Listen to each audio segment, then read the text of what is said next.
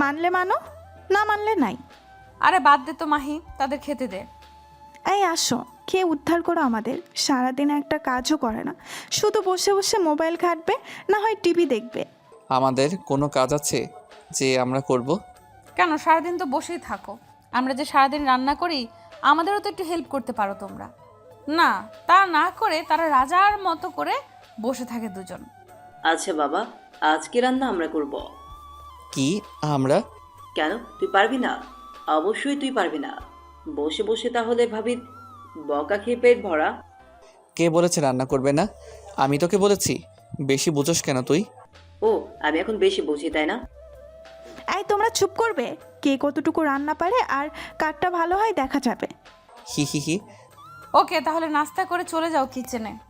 তারা সবাই নাস্তা করে, অবনী এবং মাহি বসেছে টিভি দেখতে, আর আবির যায় রান্না করতে। এই ভাইয়া, আমি তো ঠিক মতো রান্না পারি না। তাহলে এতক্ষণ বড় বড় কথা বললি কেন? আমার থেকে শেখ। আসছে আমার থেকে শিখ রান্না, নিজেও তো পারি না রান্না। কে কে বলেছে তোকে আমি রান্না পারি না? এই তোমরা ঝগড়া করবে নাকি রান্না করবে? করছি। তারা দুজন সর্বপ্রথম চলে যায় পেঁয়াজ কাটতে। পেঁয়াজ কাটতে কাটতে হঠাৎ আউ করে একটা শব্দ হয়, আর আবির হি হি করে হেসে দেয়। হি হি হি। কী রে, এতক্ষণ তো আমাকে বললি, এখন তাহলে তোর কাটলো কেন? এতক্ষণে অবনী আর মাহি কিচেনে এসে হাজির। তাদের চিৎকারে তারা চলে আসে। এসে দেখে তারা দুজন একে অপরের দিকে তাকিয়ে হাসছে, কিন্তু তাদের হাত থেকে রক্ত পড়ছে সেদিকে কোনো খেয়াল নেই। হঠাৎ কারো ঠোঁটের কোমল স্পর্শে দুজনের হাসি থেমে যায়। অবনী আর মাহি তাদের আঙুলগুলো এতক্ষণে মুখে পড়ে নিয়েছে। তারা তাদের দিকে এক মনে তাকিয়ে আছে। কখন যে তারা দুজন তাদের আঙুল ছেড়ে দিয়েছে সেদিকে কোনো খেয়াল নেই। ওই কি দেখছো? হঠাৎ অবনীর প্রশ্নে তাদের ধ্যান ভাঙে। না, কিছু না। তোমাদের যে হাত কেটে গেছে সেদিকে কোনো খেয়াল আছে? তারা দুজন হেসেই যাচ্ছে। যে কাজ পারো না সে কাজ করতে আসো কেন? না মানে। হয়েছে, এবার যাও তোমরা দুজন। তারা দুজন কিচেন রুম থেকে চলে আসে, আর বাকি দুজন রান্না করতে থাকে। স্যার, আমাদের সাথে একজনকে কে বা কারা মেরে ফেলেছে। শুনেছি তার সকলে ড্রাগস পাচারের তথ্য নাকি পুলিশ পেয়েছে তার সাথে পাওয়া মেমোরি কার্ডে। চিন্তার বিষয় এটা। কে মারতে পারে তাকে, সাথে তার সকল কুকর্মের ডিটেলস। স্যার, আমার মনে হচ্ছে আমাদের ওপর কেউ নজর রাখছে। কিন্তু কে? এই আর্মি আর সিআইডি অফিসারদের মেরে ফেলার পর থেকে তো আর কেউ এরকম আসেনি। স্যার, এটা খুব চিন্তার বিষয়। আর আর সবাইকে সাবধানে থাকতে হবে। আরে বাদ দে তো, একটা মরেছে তো কি হয়েছে, আমাদের কাজ তো আর থেমে থাকবে না। এরকম কত মরবে, কত আসবে। আর হ্যাঁ, আমাদের তো সকল ডাটা হ্যাক হয়ে গেছে, সেখানে একটাই লেখা, AC is back. Principal sir কপালে আবার চিন্তার রেশ দেখা দিল, কিন্তু সেটা কাউকে বুঝতে দেয়নি। তোরা আজকের মতো যে যার বাড়িতে যাও, আর ভয় পাবার কোনো কারণ নেই। সবাই যে যার মতো চলে যায়। দেখতে দেখতে রাত হয়ে যায়। এই তোমরা রেডি তো? ইয়েস ম্যাম, সবাই একসাথে বলে। তাহলে চলো বের হওয়া যাক। চলো। তারা সবাই আবার রাতের অন্ধকারে বেরিয়ে পড়ে, আর একটা খুনের নেশায়, এবং কিছুক্ষণের মধ্যে পৌঁছে যায় ভার্সিটির সামনে তাদের আজকের টার্গেট দারোয়ান মফিজ নিয়ে। আসসালামু আলাইকুম চাচা, কেমন আছেন? আমি ভালো আছি, কিন্তু তোমরা কারা? আর এত রাতে এখানে কেন? রাতের বেলায় এই এলাকা মোটেও ভালো না। তোমরা চলে যাও এখান থেকে। যা বাবা, খালা সালামে যাওয়াটা দিল না। আপিদ মনে মনে কথাটা বলে। তারা গতকালকের মতো মুখে মাস্ক এবং পরনে কালো কোট ছিল, তাই তাদের চিনতে পারেনি। আসলে চাচা, আমরা রাস্তা ভুলে গেছি, তাই এদিকে চলে এসেছি। আর আমাদের না সামনের দিকে যেতে ভয় করছে। যদি আপনি আমাদের সাথে কিছুটা যেতেন। তোমরা তিনজন হয়ে ভয় করছো, আর তোমাদের দেখে মনে হচ্ছে অনেক বড় ঘরের সন্তান। প্লিজ চাচা, এই মোড়টা পার করে দিলে হবে। শুনেছি এই মোড়ে নাকি ভূত থাকে, আমরা আবার ভূত অনেক ভয় করি। আচ্ছা, তোমরা এত করে যখন বলছো, তখন না হয় দিয়ে আসলাম কিছুটা। তারা সবাই এবং মফিজ মিয়া হেঁটে চলল। কিছুটা যাওয়ার পর মোড় পার হওয়ার সাথে সাথে আবির তাকে গাছের সাথে বেঁধে ফেলে।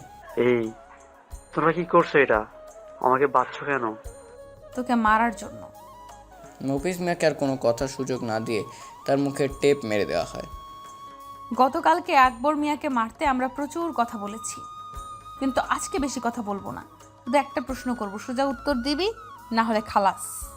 অবনী আর বাকি সবাই মুখের মাস্ক খুলে ফেলে। তাদের দেখে মফিজ মিয়ার চোখ বড় বড় হয়ে যায় আর মুখ আওয়াজ করছে। অবনী গিয়ে তার মুখের ট্যাপ খুলে দেয়। তো তোমরা বেঁচে আছিস? কেন, কি ভেবেছিস মরে যাব? বেশি সময় নষ্ট করব না, শুধু একটা প্রশ্ন করব, সঠিক উত্তর দিবি। তোদের বসের নাম কি? জানি না।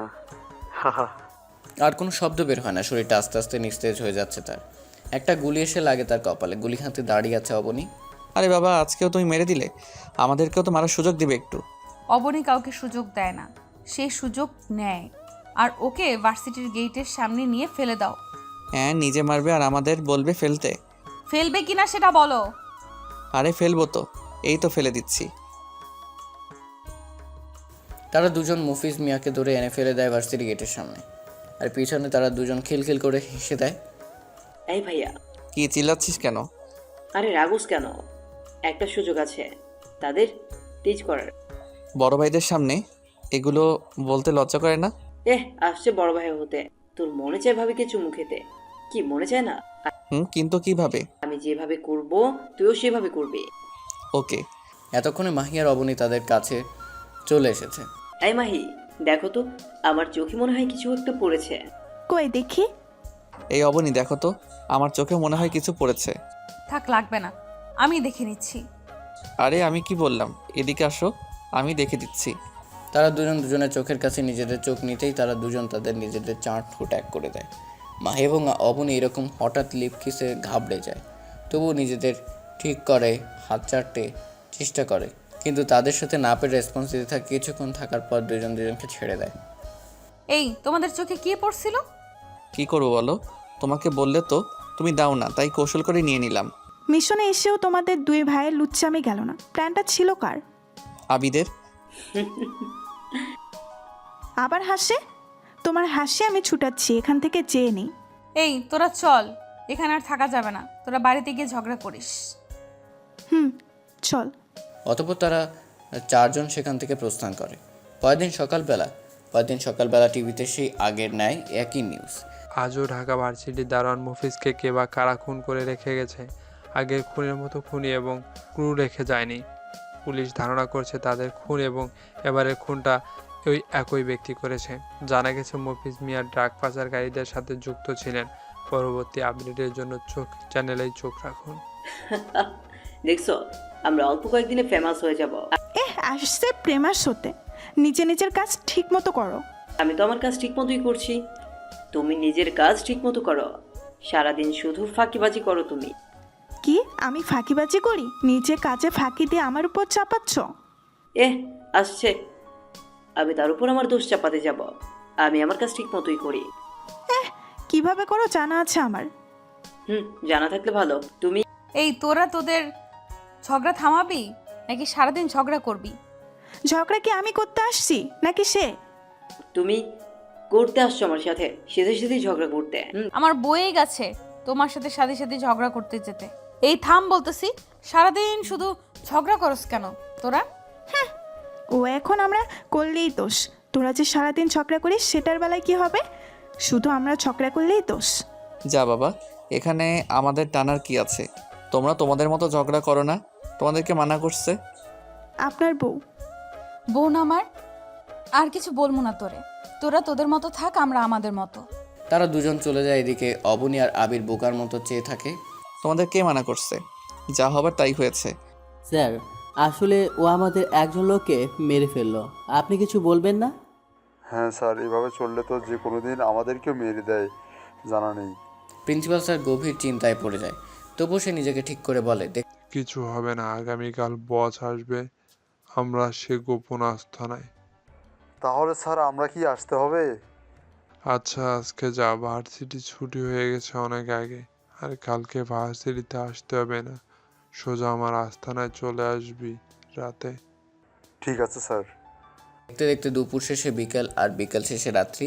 আর এই রাতেই কেউ একজন কাউকে মারার জন্য প্ল্যান সাজাচ্ছে। সে আর কেউ নয়, অবনী। আজকের প্ল্যানটা হবে ভিন্ন রকম। ভিন্ন রকম, কারণ শফিক এবং সবুজ স্যার ভাই, তারা একই বাড়িতে থাকে। আর তাদের ফ্যামিলির সামনে তাদের মারতে পারবো না। তার থেকে বড় কথা, তাদের থেকে অনেক ইনফরমেশন পাওয়া যাবে। তাই তাদের জঙ্গলের পাশে যে ভাঙা বাড়িটা আছে সেখানে তুলে আনবো। তো তোর প্ল্যান কি? তোদের কিভাবে তুলে আনবো? শোন, অবনী তাদের সবাইকে তার প্ল্যান বুঝিয়ে দেয়। বুঝলে সবাই? চলো। তাহলে চলো বেরিয়ে পড়া যাক। তার সবাই তাদের নিজেদের প্ল্যান বুঝে নিয়ে বেরিয়ে পড়ে ঘরের পরে সারদের বাড়ির উদ্দেশ্য। অবনী আগে থেকেই তার ড্রোন নিয়ে তাদের উপর নজর রেখে বাড়ির ঠিকানা এবং পরিবার সম্পর্কে জেনে নিয়েছে, তাই তাদের বাড়ির ঠিকানা জোগাড় করা লাগলো না, সোজা গিয়ে অ্যাটাক। এই অপনি দেখ, ওরা তো দেখি টং দোকানে বসে চা খাচ্ছে। তাহলে আমাদের কাজটা তো আরও সহজ হয়ে গেল। কষ্ট করে তাদের বাড়ি থেকে তুলে আনতে হবে না। গাইস রেডি হও, তারা দোকান থেকে বের হয়ে কিছুটা গেলেই অজ্ঞান হওয়ার স্প্রে মেরে তুলে নিব। আমরা রেডি। তারা সবাই অপেক্ষা করছিল তারা কতক্ষণে বের হবে।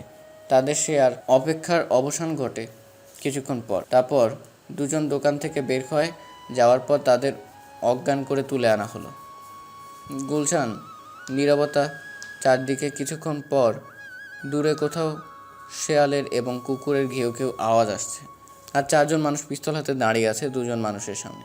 সামনে দুজন মানুষের চেয়ারের সাথে বেঁধে রাখা হয়েছে। এই তোরা কারা? আমাদের এইভাবে তুলে আনছিস কেন? কেন চিনতে পারেন নাই স্যার? আরে মুখ না দেখলে তোদের চিনবো কি হবে? মানুষ কি চোখে দেখে চেনা যায় নাকি? ওকে, তাহলে দেখেন। তারা চারজন তাদের মুখের মাস্ক খুলে ফেলে। তাদের দেশে দুজনের চোখ বড়। তোরা বেঁচে আছিস? কিন্তু কিভাবে? সেদিন তো তোদের আমি নিজের হাতে মেরেছি, তাও বেঁচে গেলি কিভাবে?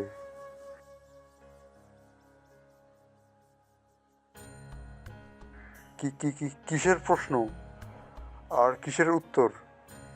আমি এত কথা বলতে পারবো না। এই মাহি, তুই জিজ্ঞেস কর। স্যার, আপনাদের বেশি কিছু জিজ্ঞেস করব না, শুধু কয়েকটা প্রশ্ন করব, তার সঠিক উত্তর দেবেন। আপনার বসের নাম কি? জানি না। আপনাদের বস কোথায় থাকে? জানি না। আপনাদের বসকে পাবো কোথায়? আরে জানি তো, আমরা সব প্রিন্সিপাল স্যার জানেন। ওকে মাহি, তুই সর। আবির, এবার তোমার কাজ শুরু করো। আবির গিয়ে একটা চেয়ার টেনে বসে পড়ে তাদের সামনে, আর একটা বক্স রাখে টেবিলের উপর। সেটা থেকে সে প্রথমে প্লাস বের করে এবং আসিফ সাহেবের একটা নোক টেনে তুলে ফেলে। সে চিৎকার করছে কিন্তু সেটা কারো কান অবধি পৌঁছচ্ছে না। বল তোদের বসের নাম কি? কথাটা বলতে বলতে আবির আবার বাক্স থেকে ব্লেড এবং মরিচের গুঁড়া বের করে। জানি না। আবির কোনো কথা না বলে উঠে সবুজ স্যারের গায়ে থাকা শার্টটা খুলে ফেলে এবং তার শাড়ির ব্লেড দিয়ে কাটতে থাকে। বলবি না তোদের কিছু? না। ওকে ফাইন, তোদের বলতে হবে না। আবির আবার তার শরীর কাটতে থাকে এবং তাতে মরিচের গোড়া ঢেলে দেয়। সে গগন পাঠানো চিৎকার করছে কিন্তু সেটা কারো কান অব্দি পৌঁছচ্ছে না। বলবি না? বলছি প্লিজ, আর না, আমি পারছি না, প্লিজ ছেড়ে দাও আমাকে। আবির পানিটাই নে, ওর গায়ে ঢেলে দে। আবিরের কথা মতো পানি এনে ঢেলে দেয়। নে এবার বল। আসিফ ভাই আপনি বলেন, আমি আর পারছি না। আশিক চৌধুরী আমাদের বসের নাম। সে কি করে বা কোথায় থাকে আমরা কিছু জানি না, সব প্রিন্সিপাল স্যার জানেন। তাকে কোথায় পাবো? সে আগামীকাল আসবে প্রিন্সিপাল স্যারের সাথে দেখা করার জন্য। আমাদেরও যেতে বলেছে, কিন্তু কোথায় আসবে সেটা বল। প্রিন্সিপাল স্যারের বাড়ির পেছনে তার একটা গ্যারেজ আছে, সেখানে আসবে রাতে। তাহলে এবার তোমরা তোমাদের কাজ সেরে ফেলো। আমরা তো সব বলে দিয়েছি, এখন আমাদের মুক্তি দে। মুক্তি দিব, চিরতরে মুক্তি দিব। বলে দুজনে পটাপট দুইটা গুলি চালায়। দুইটা বুলেট দিয়ে তাদের মাথায় এপার ওপার হয়ে যায়, নিথর হয়ে পড়ে তাদের শরীর। এবার চলো যাওয়া যাক। দাঁড়াও, ওদের ফেলা লাগবে না? না, ওদের এখানেই থাকতে দাও। এরা এখানে থাকলে আমাদের কাজটা আর সহজ হয়ে যাবে। আর এখন চলো, আমি আর কিছু বলতে পারবো না, আমার শরীর অনেকটা ক্লান্ত লাগছে। চলো। তারা সকলে চলে আসে তাদের বাড়িতে, আর সেই ঘুমিয়ে পড়ে। সবে অনেক ক্লান্ত, তাই বিছানার সাথে গা এড়িয়ে দেওয়ার কিছুক্ষণের মধ্যে তা হারিয়ে যায় ঘুমের রাজ্যে। পরদিন সকালবেলা আবিরের ঘুম ভেঙে যায় মোবাইলের সাউন্ডে। সে ঘুম ঘুম চোখে মোবাইলে তাকায়। আদনান সাহেব কল করেছে। হ্যালো আব্বু। কিরে, এখনো ঘুমাচ্ছিস নাকি? কেন, কি হয়েছে? ওঠ, এত বেলা পর্যন্ত ঘুমানো লাগবে না। আর তোদের কাজ কতটুকু হয়েছে? হুম, কাজ আজকে শেষ হবে আর বাকিটা অবনী জানে। এই অবনীর নাম্বার বন্ধ কেন? দেখ তো। অবনীর নাম্বার বন্ধ হতে যাবে কেন? আচ্ছা তুমি রাখো, আমি দেখছি। আবির লাইন কেটে দিয়ে চলে যায় অবনীতের রুমে। সে কি রুমে কাউকে কাউকে পায় না? আবির তাদের না পেয়ে পুরো বাড়ি খুঁজে তাও পায় না। সে অনেকটা ঘাবড়ে যায় তাদের না পেয়ে, যে অনেকটা ভয় পেয়ে যায় কিছু একটা ভেবে। তারপর সে আর কিছু না ভেবে চলে আসে ছাদে। ছাদটাতে তাদের খোঁজা হয়নি। ছাদে এসে দেখে তারা দুজন দাঁড়িয়ে আছে। আবির গিয়ে তাদের পেছনে দাঁড়ায়। তোমরা এখানে? আর তোমাদের আমি সারা বাড়িতে খুঁজেছি, জানো কতটা ভয় পেয়ে গেছিলাম তোমাদের না পেয়ে। আরে এখানে ভয় পাবার কি আছে? ঠিকমতো খুঁজলে তো আমাদের পেয়ে যেতে। মাহি তুমি একটু নিচে যাবে? আচ্ছা যাচ্ছি। মাহি চলে যায় নিচে আর আবির পিছনে দাঁড়ায় অবনীর পাশে। অবনীর হাতের উপর হাত রাখে সে। তোমার কি হয়েছে অবনী? কই কি হয়েছে? আমার কিছু হয়নি। তোমাকে আজকে এরকম দেখাচ্ছে কেন? আর মোবাইল বন্ধ কেন? মোবাইলের চার্জ শেষ। আর আমাকে কিরকম দেখাচ্ছে? আজকে তোমাকে অন্যরকম দেখাচ্ছে। কোনো কিছু নিয়ে মন খারাপ? না। তাহলে মন খারাপ কেন? মামা মামি জারার কথা খুব মনে পড়ছে। কত মাস হয়ে গেল তাদের সাথে যোগাযোগ নাই। আরে বাবা, এখানে মন খারাপ করার কি আছে? আজকে তো আমাদের মিশনটা শেষ হবে, তারপর না হয় আমাদের সাথে গিয়ে দেখা করে আসবে। হুম। এবার একটু হাসো প্লিজ। আবির অবনীকে নিজের বাহু ডোরে আবদ্ধ করে নেয়। অবনী কোনো বাধা দেয় না, সেও আবদ্ধ হয়ে যায় আবিরের বাহু ডোরে। দেখতে দেখতে চলে আসে সেই দিনটা, চলে আসে দিনের শেষের রাত্রি। অবনী প্রিন্সিপাল স্যারের গ্যারেজ কোথায়? আমরা জানবো কিভাবে? শুনলি না, তার বাড়ির পেছনে। আর সমস্যা নাই, আমি ড্রোন নিয়ে পরীক্ষা করে নিয়েছি। তার বাড়ির পেছনে একটা গ্যারেজ আছে। আর হ্যাঁ, অবনী তোর না সিক্রেট এজেন্ট ছিল একজন, সে কোথায়? তাকেও মেরে ফেলেছে তারা। আর আজকের কাজটা বেশি কঠিন হবে। সবাই 2টা করে পিস্তল নিয়ে যাবে। জানি না তারা কতজন থাকবে আজকে, তাই সবাইকে সতর্ক করতে হবে। তাই সবাই রেডি হয়ে নাও দ্রুত। যে যার মতো করে রেডি হয়ে বেরিয়ে পড়ে এক মরণ খেলার উদ্দেশ্যে। সে মরণ খেলায় শুধু একটাই রুলস হয়, মরো না হয় মারো। তারা সেই মরণের সাথে ডুব দিতে যাচ্ছে। আজকে হয়তো কেউ মরবে না, হয় মারবে। এই অবনী, আমরা তো তার বাড়ির সামনে এসে পড়েছি, এখন কিভাবে যাব? কেন পেছন দিয়ে ঘুরে তারা গ্যারেজে যাবে? তোর মাথায় কি কোনো বুদ্ধি নাই নাকি? ও ভুলে গেছি, পেছন দিয়ে যে যাওয়া যাবে। আর ভোলা লাগবে না, চল। তারা সবাই একে একে সতর্কতা বজায় রেখে পিছন দিয়ে গ্যারেজের সামনে চলে যায়। এই তারা ভেতরে কতজন আছে আমরা জানি না, তাই আবারও বলছি সতর্ক থাকবে। আর সবাই গুলি হাতে নাও। সবাই একে একে ভিতরে ঢুকে পড়ে। তারা ভিতরে ঢুকে আশ্চর্য হয়ে যায়। তারা গ্যারেজের ভিতর তো কেউ নেই, তাহলে তারা কি আমাদের মিথ্যা বলেছে? না, এখানেই আছে। ভালো করে খোঁজো, দেখো কিছু পাও কি না। তারা সবাই যে যার মতো করে খুঁজতে থাকে। আপনি খুঁজতে খুঁজতে একটা অপরিষ্কার জায়গায় এসে পড়ে। সে সেখানে একটা সুইচ রাখা। অবিন সন্দেহবশত সেই সুইচটা চাপ দেয়। চাপ দেওয়ার সাথে সাথে বিকট শব্দ করে ফ্লোরে একটা লিফটের মতো দরজা খুলে যায়। ওরে বাসসালা, আন্ডারগ্রাউন্ড করে রেখেছে। এতক্ষণ সবাই এসে হাজির হয়েছে অবনীর কাছে। ওরে বাবা, শালা অবৈধ টাকা দিয়ে আন্ডারগ্রাউন্ড করে রেখেছে। তাই তো দেখছি। এত কথা বাদ দিয়ে এখন চলো, আর সাবধানে। তারা সবাই আস্তে আস্তে সিঁড়ি বেয়ে নিচে নামতে থাকে। বস, কেউ দরজা খুলে ফেলেছে। কি? কেউ তো জানে না এটার কথা। তাহলে এই দাঁড়া, এখানে তো সিসি ক্যামেরা আছে। হুম।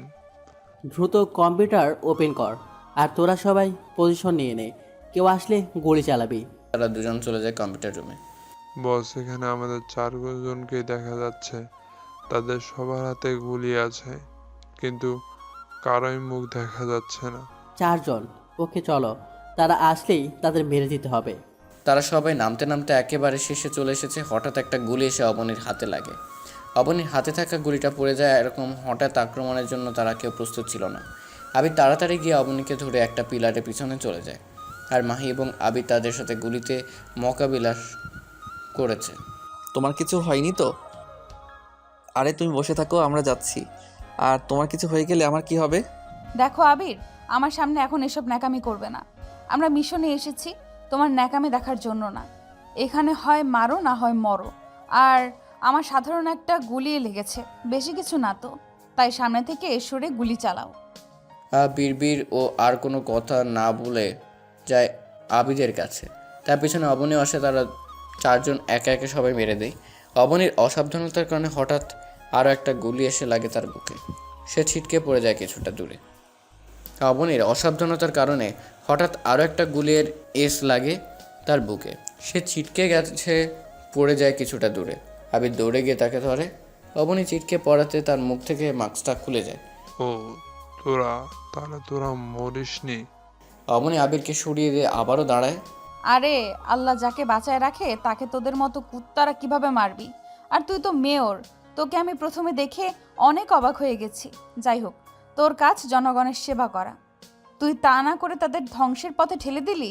আরে রাখ তোর বকবক। আমি মেয়র হয়েছি তো কি হয়েছে? এ জীবনে টাকাই সব কিছু। সরকার থেকে যে টাকা পাই তা দিয়ে আমার কিছু হবে না। আমার ইচ্ছা এই বাংলাদেশের টপ 1 নম্বরে আমার নাম থাকবে। তার জন্য আমাকে যা করার আমি তাই করব।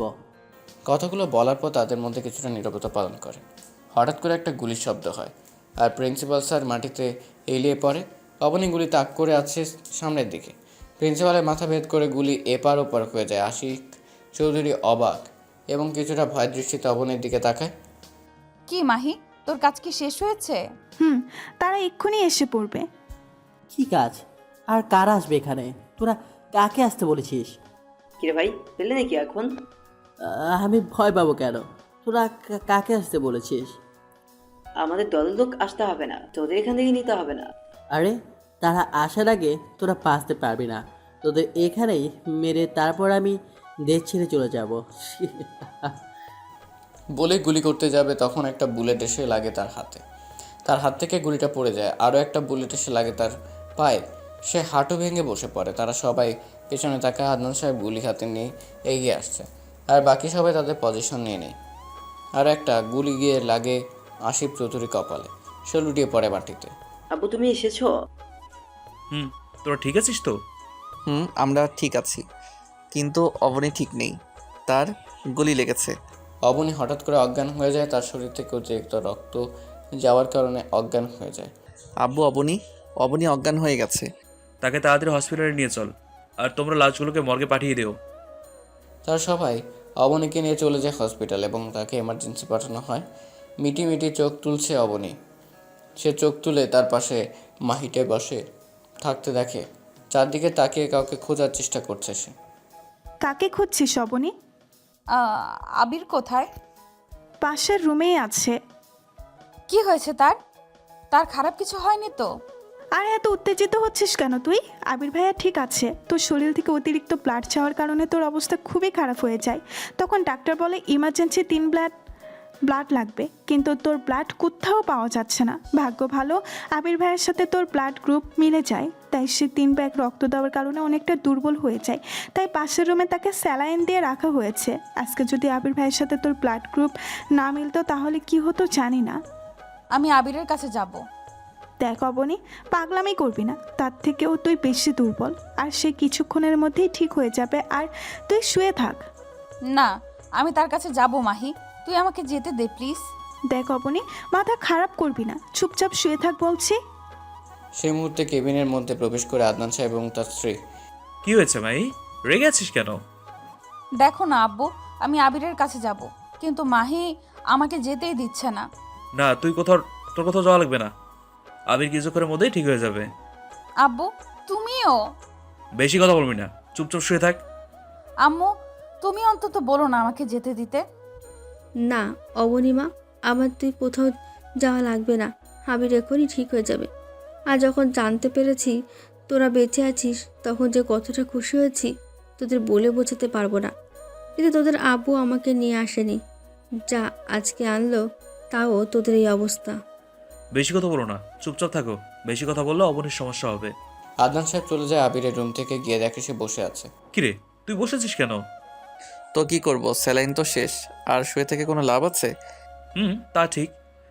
সে হসপিটালে অবনী সুস্থ হতে আরও কেটে যায় 10টা দিন। তাকে বাড়িতে আনা হয়েছে কিছুদিন হলো। তা অবনী, তুই সুস্থ আর মিশনও শেষ তোদের। এখন তোদের বিয়েটা তো দিতে পারি। না, আমি আমার মামা মামিকে ছাড়া বিয়ে করব না। তারা আমাকে ছোট থেকে লালন পালন করে বড় করেছে। আমি তাদের রেখে আমার নতুন জীবনে পা রাখবো কিভাবে? ওকে, তুই বলতে চাচ্ছিস তুই তাদের ছাড়া বিয়ে করবি না? ওকে ফাইন, আমরা কালকেই যাব তোর মামার বাড়িতে, মানে তোর বাড়িতে। এবার হ্যাপি তুই? হ্যাপি, অনেক হ্যাপি। দেখতে দেখতে সে দিনটা চলে যায়। পরের দিন তারা সবাই মিলে রওনা হয় অবনীর মামা বাড়ির উদ্দেশ্যে, মানে অবনীর বাড়ির উদ্দেশ্যে। তারা 1 ঘন্টা জার্নির পর এসে পৌঁছায় অবনীর মামা বাড়িতে। অবনীর মামা বারান্দায় বসেছিল, এমন সময় তাদের বাড়ির দিকে একসাথে 2টা গাড়ি ঢুকায় সে কিছুটা অবাক হয়ে যায়। সে সহকারে তার স্ত্রী এবং সন্তান তাড়াতাড়ি বেরিয়ে আসে কে এসেছে দেখার জন্য। গাড়ি এসে থামে তাদের সামনে। প্রথম গাড়ি থেকে নামে আদনান সাহেব এবং তার স্ত্রী, দ্বিতীয় গাড়ি থেকে নামে মাহি, আবির এবং অবনী। অবনীকে দেখে যারা দৌড়ে গিয়ে তাকে জড়িয়ে ধরে। আপু তুমি বেঁচে আছো? বলে কাঁদতে দেয় সারা। আরে পাগল, কান্না করছিস কেন? আর এই দেখ, আমি তো বেঁচে আছি। ওই দিন টিভিতে দেখিয়েছিল তোমরা মারা গেছো, জানো সেদিন কত কেঁদেছি। আপু তোমার সাথে অনেক অন্যায় করেছি, প্লিজ ক্ষমা করে দাও। আরে পাগল, কি নিয়ে তোদের ক্ষমা করব আমি? আমি কি তোর উপর রেগে আছি? না আপু, তুমি আমাদের উপর রেগে আছো, আমি জানি। রেমা, আমরা জানি তুই আমাদের উপর অনেক রেগে আছিস। প্লিজ আমাদের ক্ষমা করে দে। অবনীর হাত ধরে। আরে মামা, কি করছো? হাত ছাড়ো। আমি তোমাদের অনেক আগেই ক্ষমা করে দিয়েছি। আর ভেতরে চলো। এদের কি বাইরে দাঁড় করিয়ে রাখবে নাকি? ও হ্যাঁ, এদের পরিচয় তো বলি না। আগে এদের ভেতরে নিয়ে নাস্তার ব্যবস্থা করো, তারপর বলছি।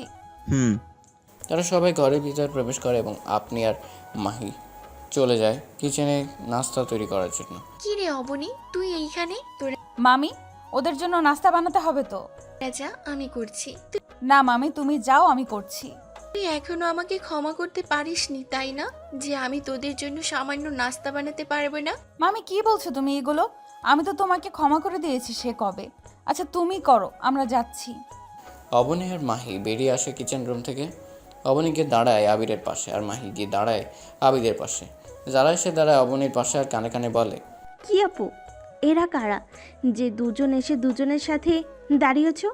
দোলা ভাই বুঝি? এই যারা, তোর মুখে কি কিছু আটকায় না? যাব বাবা, সত্যি কথাই তো বললাম, তা না হলে কি কেউ এসে এরকম করে কারোর গা ঘেঁষে দাঁড়ায়? অবনী কিছু না বলে চুপচাপ দাঁড়িয়ে থাকে। কিছুক্ষণের মধ্যে মামি এসে নাস্তা দিয়ে যায়। নাস্তা খাওয়ার পর্ব শেষ হলে, কি রে অবনী, তাদের পরিচয় তো বললি না?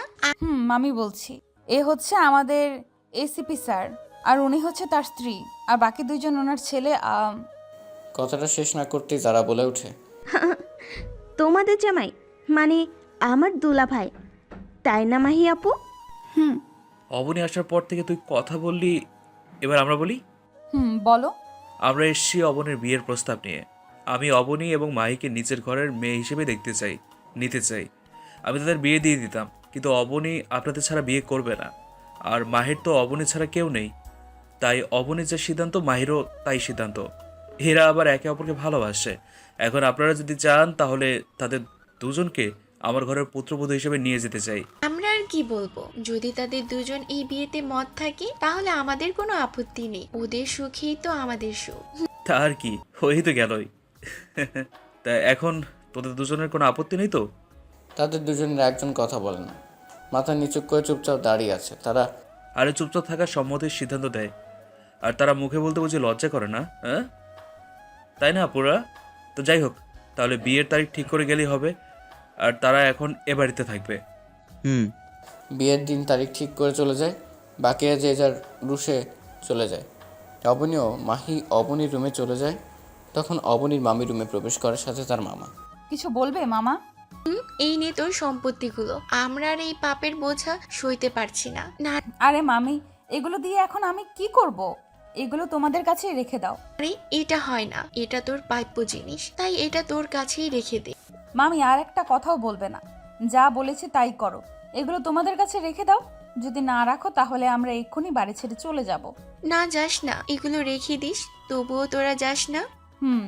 অবনীর মামা এবং মামি চলে যায় তাদের রুমে এবং অবনী আর মাহিও ফ্রেশ হয়ে নেয়। দেখতে দেখতে চলে আসে বিয়ের দিন।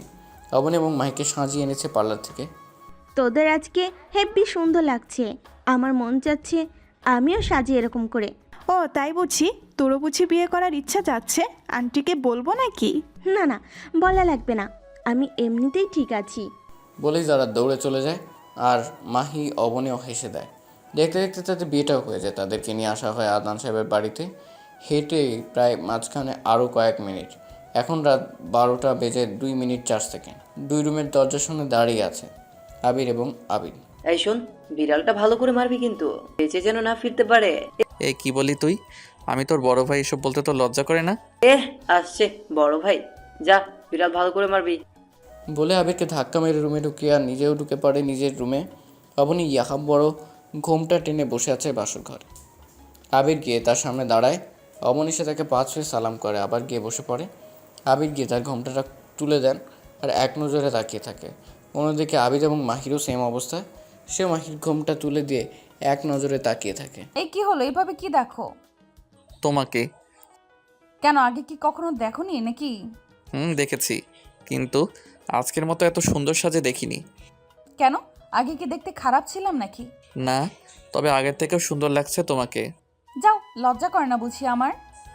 ওরে আমার লজ্জাবতী রে। এই শোনো না, বলো। চলো না ছাদে যাই। এখন যাবো, তাও এত রাতে? তো কি হয়েছে, চলো না। আচ্ছা চলো। তারা দুজন চলে আসে ছাদে। এসে তারা গিয়ে বসে পড়ে দোলনায়। অবনী দোলনাতে আবিরের কোলে মাথা রেখে শুয়ে পড়ে। এই তুমি কিন্তু আমাকে প্রপোজ করনি। তো কি হয়েছে? এখন তো আমাদের বিয়ে হয়ে গেছে, সো কোনো প্রপোজ করা লাগবে না। লাগবে না মানে? তুমি এক্ষুনি আমাকে প্রপোজ করবে। আচ্ছা বাবা, রাগ করছো কেন? করছি, কিন্তু কি দিয়ে করবো? আমার কাছে তো কিছুই নেই। দাঁড়াও, দিচ্ছি। বলে অবনী তার হাত থেকে একটা চুড়ি খুলে দেয়। নাও, এখন করো। আবির কি অবনীর হাত থেকে চুড়িটা নিয়ে তার সামনে হাঁটু কেড়ে বসে পড়ে। ভালোবাসা কি তা আমি জানি না, ভালোবাসা কাকে বলে সেটাও জানি না আমি। কিন্তু তোমাকে যেদিন প্রথম শপিং মলে দেখেছি, তারপর থেকে নিজের কাছে কীরকম শূন্যতা অনুভব করি। তোমার প্রতি একটা আলাদা টান, আলাদা আকাঙ্ক্ষা অনুভব করি। এটা কি বলে আমি জানি না। এটাকে যদি ভালোবাসা বলে তাহলে আমি তোমাকে ভালোবাসি। আমার এক বন্ধু আমাকে বলেছিল এটা নাকি আমার আবেগ, ভালো লাগা, কিন্তু ভালোবাসা না। এটা কিছুদিন পর কেটে যাবে। কিন্তু প্রথমে একটা মানুষের আবেগ দ্বারা শুরু হয় তার প্রিয় মানুষটার কাছে যাওয়ার। আবেগ ছাড়া কখনো ভালোবাসা হয় কিনা জানি না, কিন্তু আমার আবেগ দিয়ে ভালোবাসা হয়েছে তোমার প্রতি। সেই ভালোবাসা থেকে আজকে আমরা নতুন জীবন চলা শুরু করেছি। আচ্ছা তুমি কি হবে আমার বাবুর আম্মু? নিবি কি আমার এই অগোছালো জীবনটা গুছিয়ে দেওয়ার দায়িত্ব? হবে কি আমার সূর্য অস্ত যাওয়ার সময়টা দেখার সাথী? হবে কি আমার রাতের জ্যোৎস্না বিলাস করার সাথী? হবে কি আমার একই রাস্তায় পাশাপাশি হাতে হাত রেখে চলার সাথী? I love you Abani. Abani Abir হাত থেকে চুড়িটা নিয়ে বলো। তোমার বাবুর আম্মু, দায়িত্ব নিয়েছি তোমার অগোছালো জীবনটা গুছিয়ে দেওয়ার। সাথী হব তোমার সূর্য অস্ত যাওয়ার দেখার। হব তোমার জ্যোৎস্না বিলাসের সাথী। হব তোমার হাতে হাত রেখে চলার সাথী। আবির উঠে অবনীকে আগলে নেয় নিজের বাহু ডোরে। অবনীও আজ নিজ ইচ্ছে আবদ্ধ হয়ে যায় আবিরের বাহু ডোরে। এভাবে তারা কতক্ষণ ছিল জানা নেই। এই একটা ইয়ে দাও না। ইয়েটা কি? পাপ্পি। আমি এখানে দিতে পারবো না, রুমে চলো। তারা দুজন চলে যায় নিজেদের রুমে। আজ এখান থেকে শুরু হবে তাদের নতুন জীবন, নতুন করে গড়ে তোলা তাদের সংসারের স্বপ্ন। আচ্ছা তারা হারিয়ে যাক না তাদের অতল ভালোবাসায়, দেখাক না তাদের নতুন সংসারের স্বপ্ন। সেখানে আমরা কাবাব মে হাড্ডি মুখে জানতে এখন বহুত শুনে ফেলেছেন। আর না, একেবারে যাবেন গা। অপেক্ষা করুন নেক্সট গল্পের জন্য। সে পর্যন্ত ভালো থাকবেন। ধন্যবাদ।